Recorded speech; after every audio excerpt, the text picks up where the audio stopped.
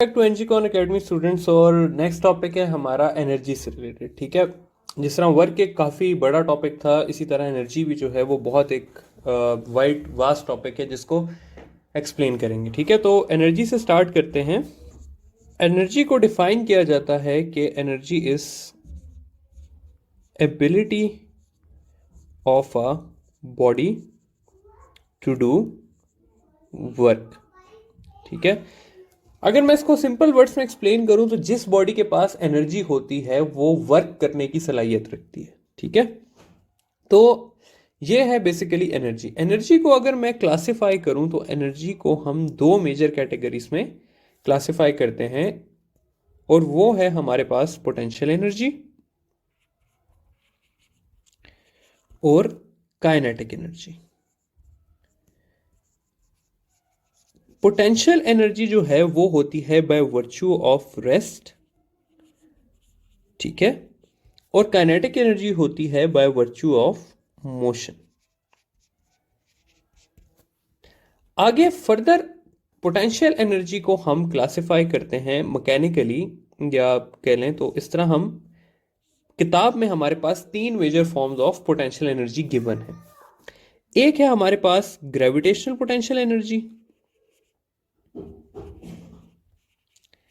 एक है हमारे पास इलास्टिक पोटेंशियल एनर्जी, और फाइनली जो है वो है हमारे पास electric potential energy.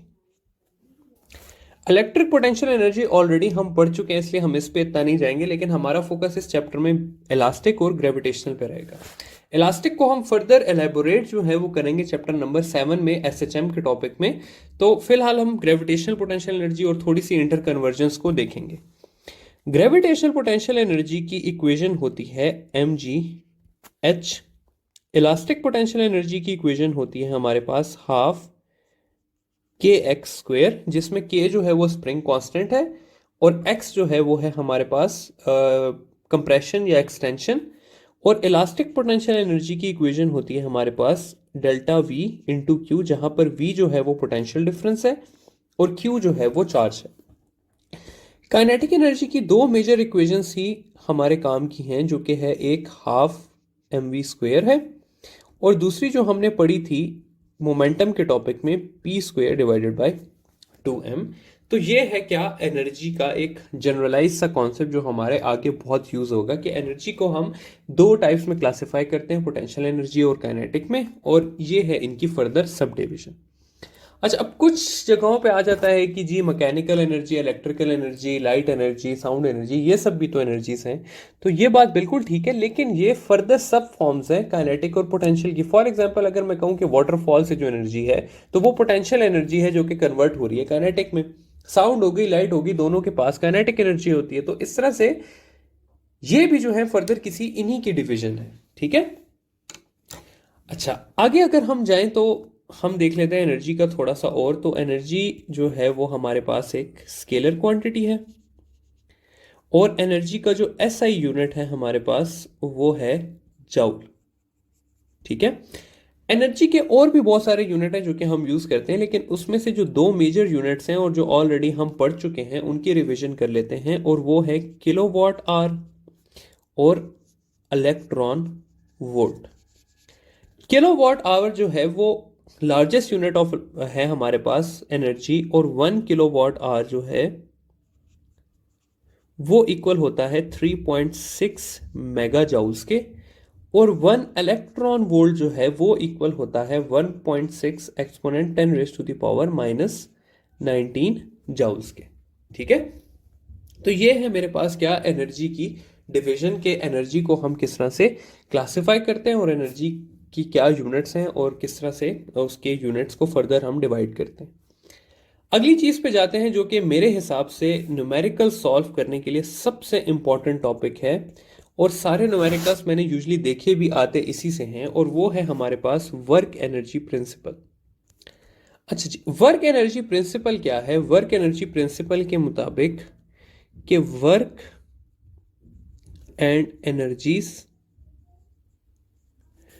Are interconvertible.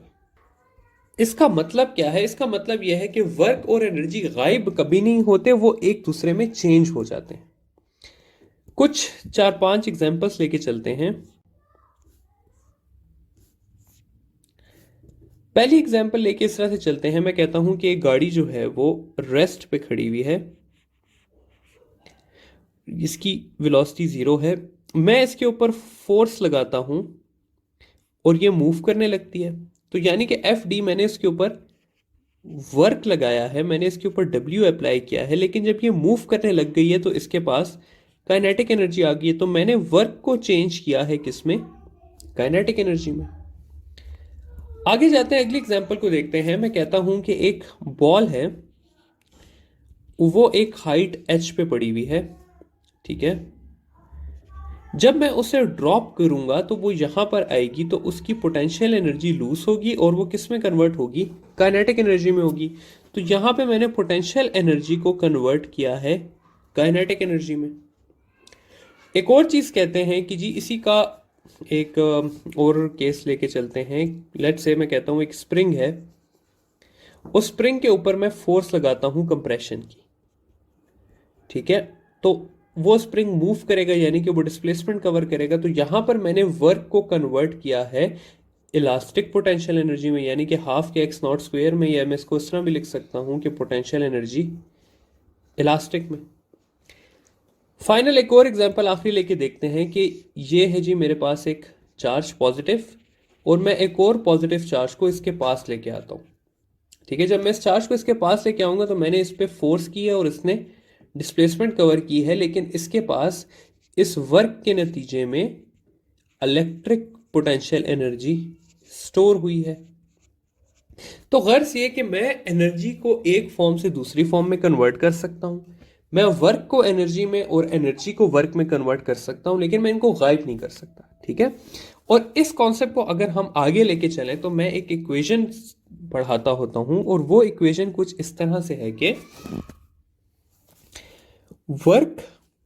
Work is equal to F dot D is equal to gain in kinetic energy, या इसको ऐसे भी लिखा जा सकता है कि half M V F square minus V I square, या गेन इन पोटेंशियल एनर्जी, या एम जी एच, या हाफ के एक्स स्क्वेयर, या इसको मैं इक्वल लिख सकता हूं पी स्क्वेयर बाय 2m के,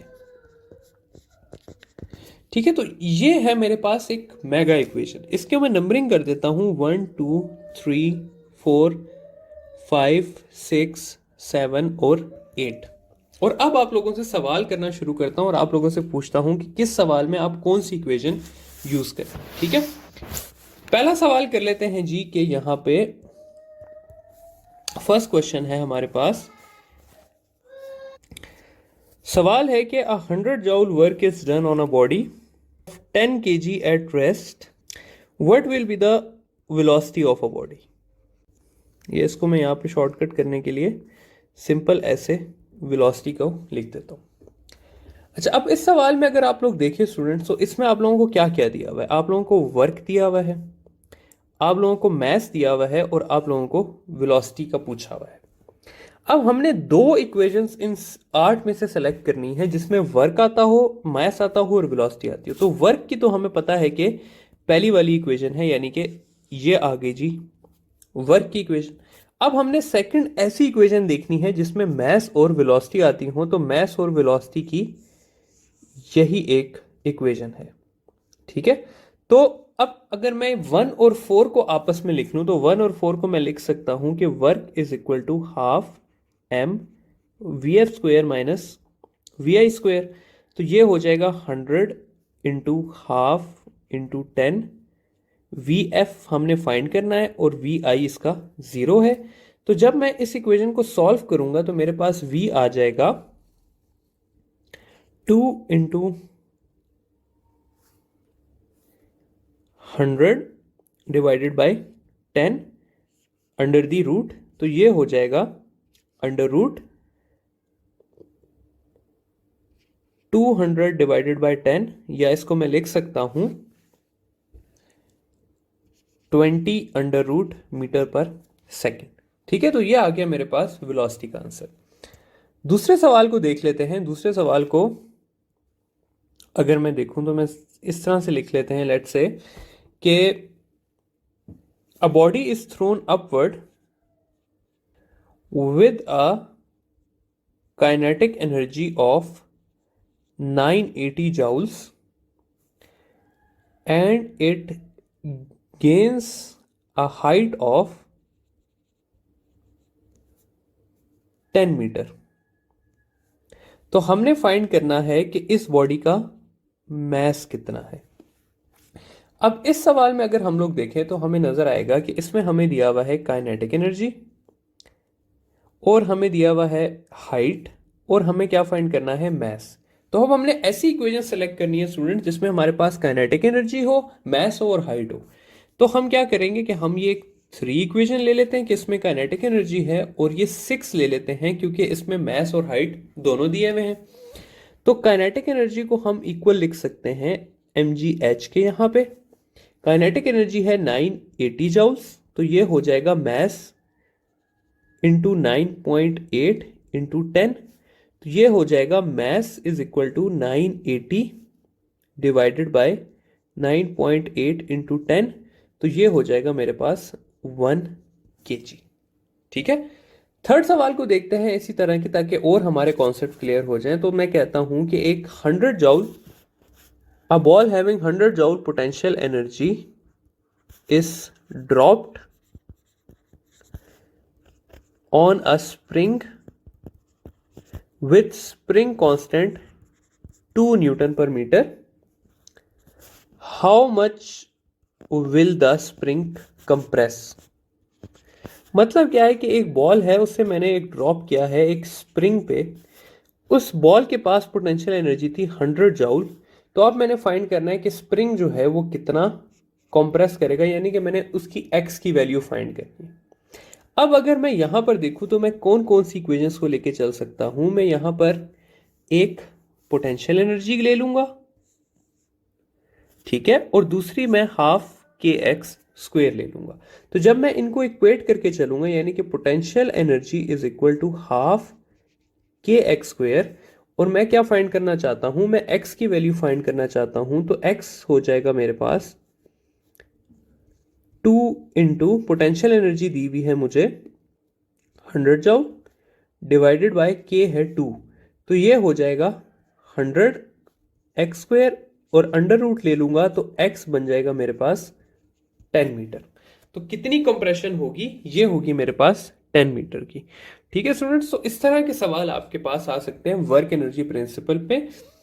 मकसद क्या है कि आप लोगों को बस सिर्फ ये पता होना चाहिए कि भाई बेसिक क्या है।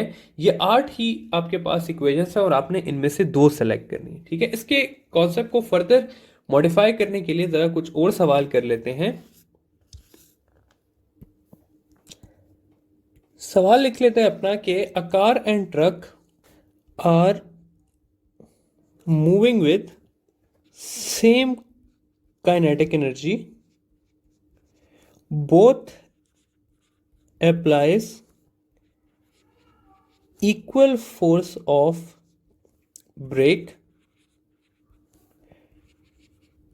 which one will stop first? या इसको इस तरह कर लेते हैं ताकि आप लोगों को ज्यादा आसान रहे। which will one will stop further, या which one will cover more या less distance। तो चलें मोर पे जाते हैं। ठीक है, अगला सवाल इसी तरह का है लेकिन उसमें थोड़ा सा चेंज है कि a car and truck are moving with same, क्या कर लें, वेलोसिटी कर लेते हैं। both apply same force of brakes,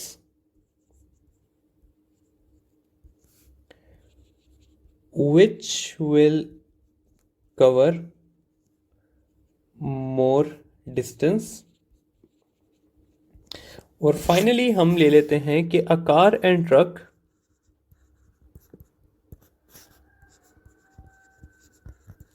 are moving with same momentum,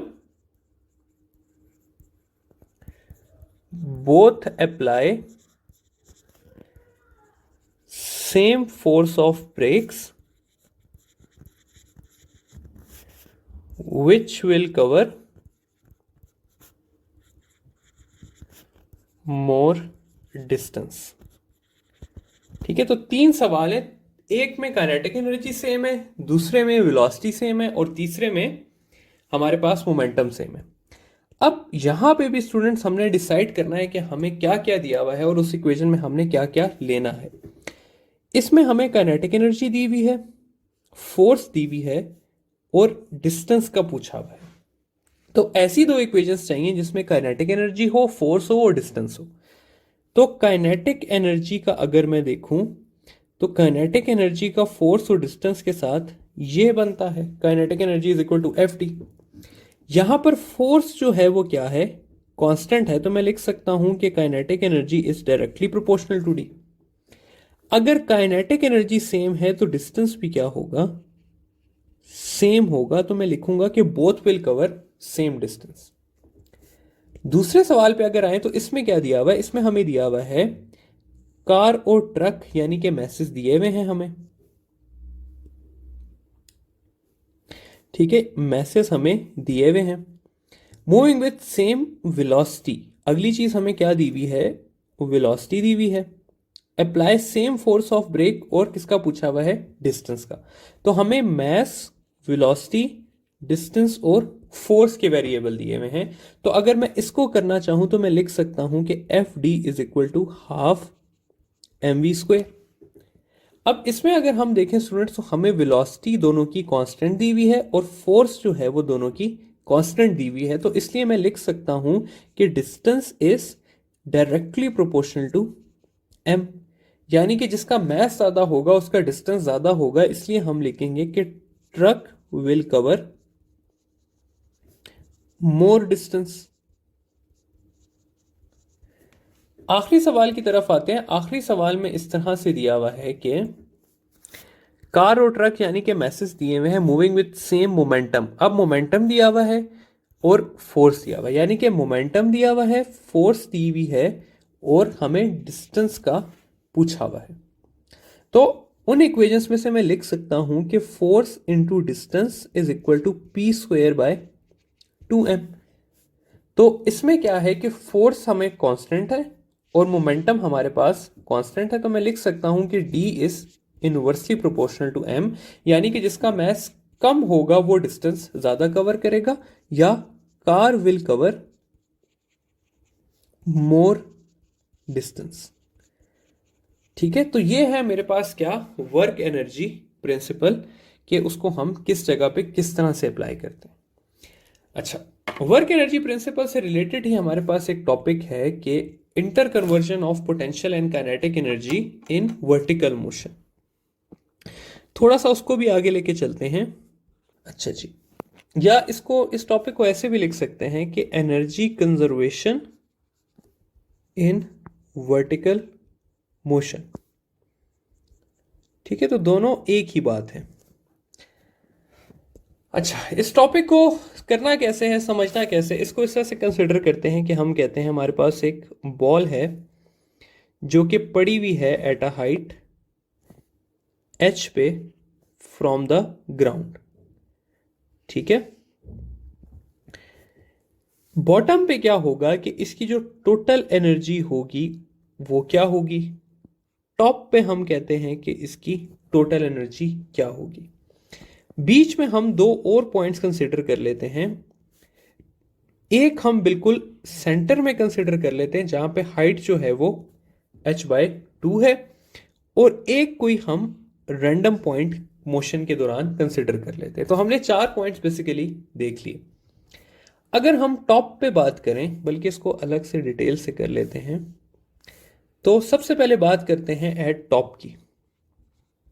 top पे स्टूडेंट्स क्या होता है कि जो टोटल एनर्जी होती है वो इक्वल होती है पोटेंशियल एनर्जी के या mgh के, और टॉप पे काइनेटिक एनर्जी जो है वो हमारे पास होती है 0।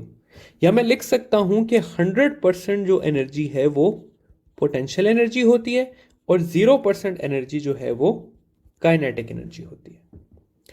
सेकंड पे अगर हम बात करें बॉटम की, तो एट बॉटम के बारे में मैं लिख सकता हूं कि बॉटम पे जो टोटल एनर्जी होती है वो होती है काइनेटिक एनर्जी के या हाफ mv² के, और जो पोटेंशियल एनर्जी होती है वो हमारे पास 0 होती है, या 100% एनर्जी जो होती है वो मेरे पास काइनेटिक एनर्जी होती है और 0% एनर्जी जो है वो पोटेंशियल एनर्जी होती है।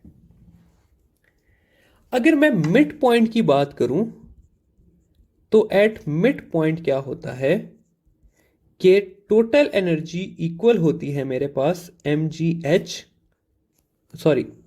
Kinetic energy plus potential energy के, या mgh प्लस हाफ mv² के। लेकिन यहां पर याद रखें कि इस जगह पे टोटल एनर्जी का 50% काइनेटिक एनर्जी होता है और टोटल एनर्जी का 50% जो है वो पोटेंशियल एनर्जी होता है। ठीक है, तो अगर मैं आपसे सवाल करूं कि एक बॉडी जिसकी टोटल एनर्जी एट टॉप जो है when it is at a height of 100 metre वो है 100 जाउल्स, तो उसकी पोटेंशियल एनर्जी एट 50 मीटर कितनी होगी? तो इसका आंसर होगा 50 जाउल्स, कि टोटल एनर्जी का कितना हो जाएगी? हाफ हो जाएगी। ठीक है, तो ये है मिड पॉइंट की डिटेल्स। फाइनली हम आते हैं अपने एक रैंडम पॉइंट पे जो कि सबसे ज्यादा आने वाली चीज है, यानी कि इस फोर्थ पॉइंट पे आ जाते हैं। तो फोर्थ पॉइंट पे जो टोटल एनर्जी होती है वो इक्वल होती है मेरे पास potential energy plus kinetic energy के। इस पॉइंट पे जो पोटेंशियल एनर्जी है वो इक्वल होती है mgh के, और इसमें यह बात याद रखनी है कि ये h जो है ये हाइट बिलो द बॉडी है। ठीक है, ये बात याद रखनी है। इसको इस तरह भी लिखते हैं कि हाइट फ्रॉम ग्राउंड। और काइनेटिक एनर्जी की अगर मैं बात करूं तो काइनेटिक एनर्जी इक्वल होती है हाफ mv² के, और इसमें ये जो v है v² की इक्वेशन होती है 2gh, और इसमें ये जो हाइट है ये है हाइट अबव द बॉडी, या इसको ऐसे भी कहते हैं कि ये है हमारे पास कवर्ड हाइट। ठीक है, इसका एक सवाल कर लेते हैं ताकि आप लोगों की जो डाउट्स हैं वो क्लियर हो जाएं। सवाल मैं इस तरह से करता हूं कि a body is having a potential energy of 200 joule when it is at a height of 10 metre. What is its, बल्कि इस तरह कर लेते हैं कि body of mass 2 kg is having a potential energy of 200 joule at 10 meter. What is its potential energy when it is at a height of let's say 7 meter? या potential energy solve करना आसान है, इसको हम कह देते हैं kinetic energy when it is at a height of 6 metre या 4 मीटर इसको कर देते हैं। ठीक है, अब यहां पर जो हाइट है वो कितनी है? 4 मीटर है। हमने फाइंड करना है जी के काइनेटिक एनर्जी इस पॉइंट पे कितनी है। तो काइनेटिक एनर्जी का इक्वेशन है हमारे पास हाफ m हमारे पास है 2 और v² की इक्वेशन है हमारे पास 2gh। तो h यहां पर स्टूडेंट्स आप लोगों ने कितना लगाना है? h आपने लगाना है अबव द बॉल। तो अबव द बॉल है 6 मीटर, तो ये हो जाएगा 60 इंटू 2 120। तो 120 को जब मैं इधर डालूंगा तो वो हो जाएगा kinetic energy is equal to half into 2 into 120। ठीक है, यानी कि 120 जाउल्स जो है वो काइनेटिक एनर्जी हो जाएगी और 80 जाउल जो है वो क्या हो जाएगी, पोटेंशियल एनर्जी हो जाएगी। ठीक है, तो आई होप कि आप लोगों को ये समझ आ गया होगा कि किस तरह से हम काइनेटिक और पोटेंशियल एनर्जी को किसी भी पॉइंट पे फाइंड कर सकते हैं।